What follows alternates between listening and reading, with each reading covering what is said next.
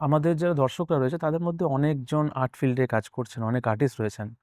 আমি যদি খুব সহজ এবং পরিষ্কারভাবে আপনার কাছ থেকে জানতে চাই যে, সেই আর্টিস্টরা কোনোভাবে ব্রিটিশ কাউন্সিলের সাথে আ কিছুভাবে সুবিধা পেতে পারে বা যুক্ত হতে পারে ওই আর্টকে প্রমোট করার জন্য তাদের যে কাজগুলো রয়েছে কোনোভাবে? একদম।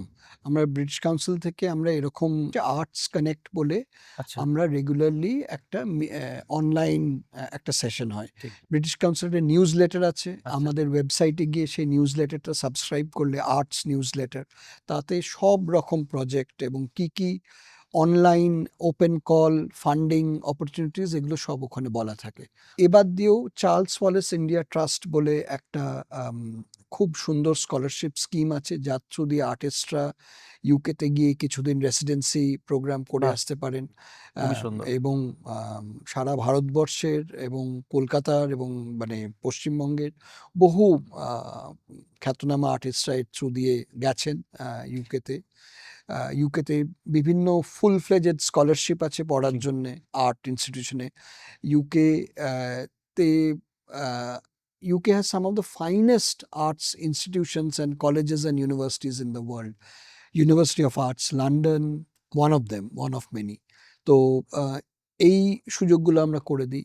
তা বাদ দিয়েও কালচার ফ্রাইডে প্রত্যেক শুক্রবার আমাদের লাইব্রেরিতে একটা খুব ভালো শিল্প, সাহিত্য, সংস্কৃতি এই নিয়ে প্রোগ্রাম হয় এবং দিল্লি ব্রিটিশ কাউন্সিলে আমাদের একটা খুব সুন্দর গ্যালারি আছে। সেখানে কিন্তু আর্টিস্টদের বিভিন্ন কাজ আমরা দেখিয়ে থাকি। অবশ্যই আমরা যেহেতু ব্রিটিশ কাউন্সিল, একটা আমাদের ফোকাস হচ্ছে যারা ইন্ডিয়ান আর্টিস্ট যারা ব্রিটেনে পড়াশোনা করেছেন তাদের আর্ট আমরা প্রেফার করি দেখাতে, আচ্ছা, বা যারা ইন্ডিয়ান আর্টিস্ট কোলাবোরেশন ওখানে করেছেন। পড়াশোনা করেছেন। হ্যাঁ, বা যারা কোলাবোরেট করেছেন। তো আমরা ঠিক। কোলাবোরেটিভ অনেক পিসেসও দেখাই। আচ্ছা, আপনারা যখন কালচারাল এক্সচেঞ্জ বলছেন তখন কি এটা দুদিক থেকে সমান?